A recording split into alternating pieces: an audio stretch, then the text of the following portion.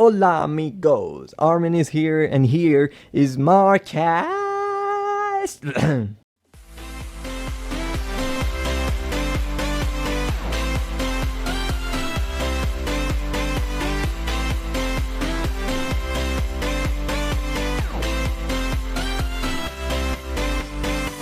So we talked about Cruella last week and we said it was good, but maybe it would be better if they stopped making films like Frozen or Mulan's live action adaptation that only focus on one gender and the whole story is just not that interesting. Sorry. But here we are with Luca. Oh my god, man, it's so beautiful and amazing. I don't know even where to start. This animation was a complete package of everything that I wanted to see again in Disney and Pixar project. I missed all these journeys and competition, bromance, fun and stunning landscapes with fantastic music and acting. I can say that it's not just made for kids, absolutely not. And it's something I like about these animations because you can watch it again 10 years later and still you find something to learn from it. First, let's start by talking about the main plot, and if you haven't watched the film, don't worry, I will warn you before I mention any spoilers.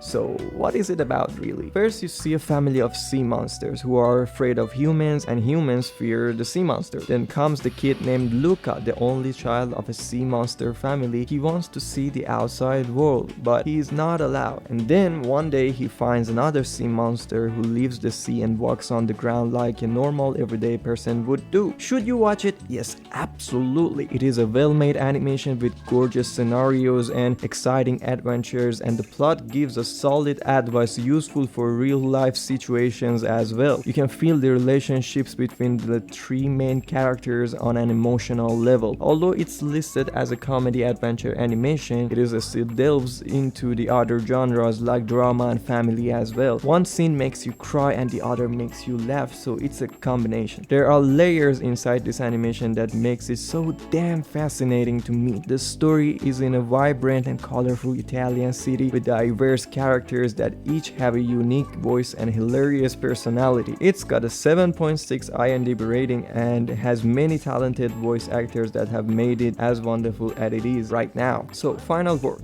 You should watch it, you will enjoy it, and you will learn something precious from it.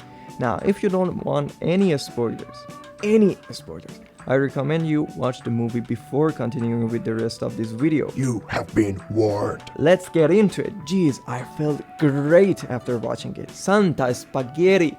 The film shows us a sailor and a fisherman talking about the chance of finding sea monsters. One anxious to see them and the other claims all the stories about the sea monsters are fake and they have nothing to worry about. This tells us that these people are afraid of the sea monsters because of the old tales of the horrifying sea creatures that have been passed along to the present day. No one had seen them, but these old stories were enough to keep them away.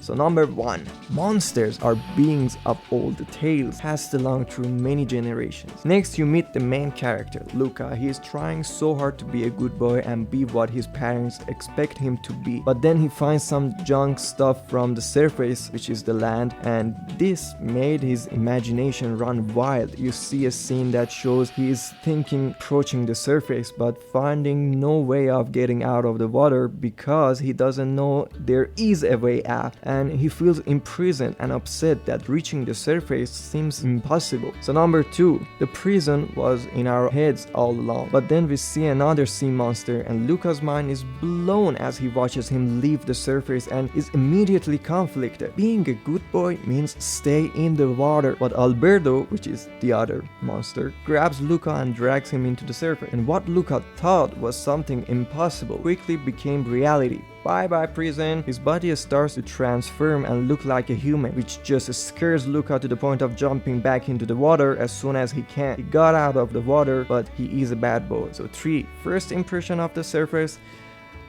well, maybe not so bad. Now, Luca fears that his parents would be mad if he told them he had gone to the surface, so he tells them nothing and lives to explore the surface. Alberto teaches him how to walk, how to breathe, and the other things.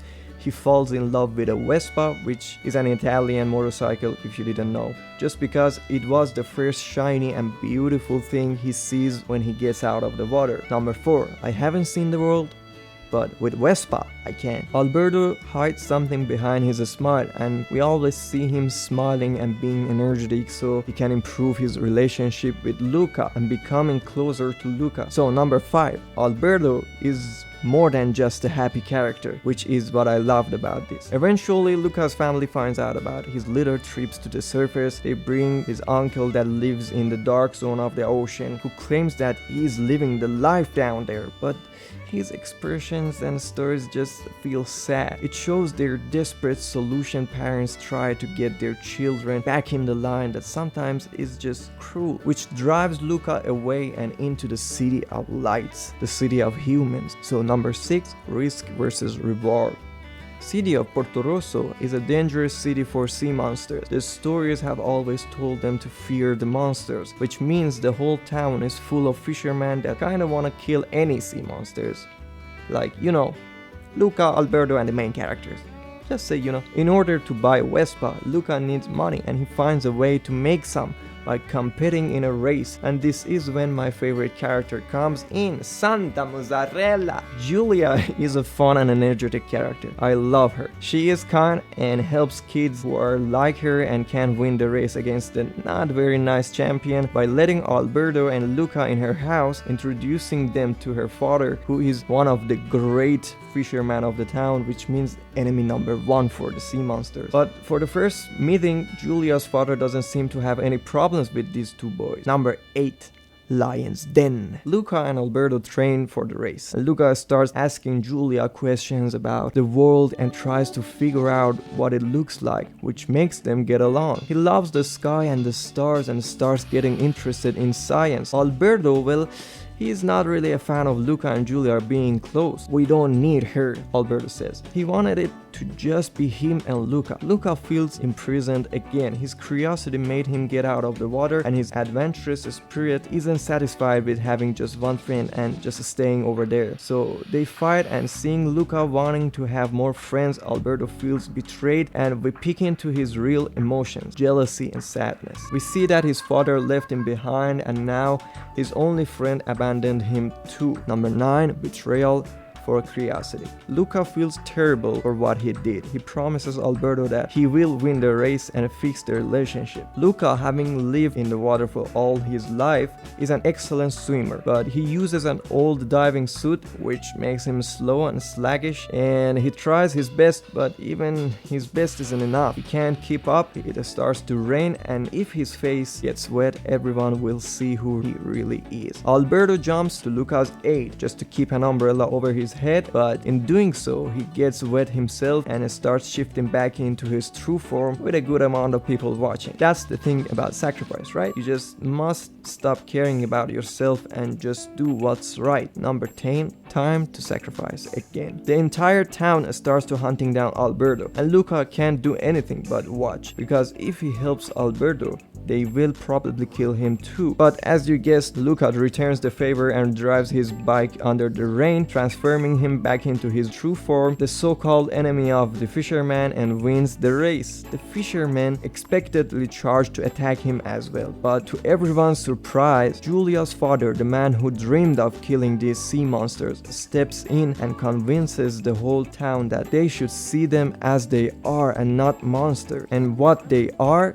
is the winners of the race. People that judge us all our lives always accept who we are in the end. That's what the whole film is trying to tell us by finding your way into people's heart. There will come a day when you don't have to hide who you truly are and just be yourself and bravely express your identity. Even Luca's parents eventually come to the surface as well, and they send him to human school, and they believe he can meet genuinely good people. And in the end, you see them with their brand new Vespa, having realized that it was never the solution for everyone's problem. It was a short answer to the bigger problems. So Alberto sells the Vespa, and with the money he buys Luca a ticket to the school and himself stay with Giulia's father. After what he went through, he needed to do that for Luca. And you can see Luca following his dream and leaving the people important to him to search of something bigger and better. I can't tell you how much I enjoyed it. Every second of it was wonderful. The graphics and quality quality of the animation is only the tip of the iceberg. So that's all I have for now. Thank you all for watching.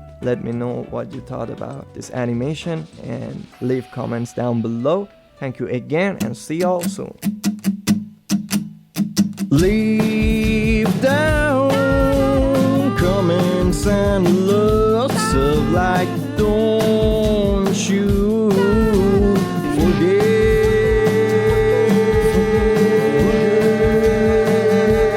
to subscribe.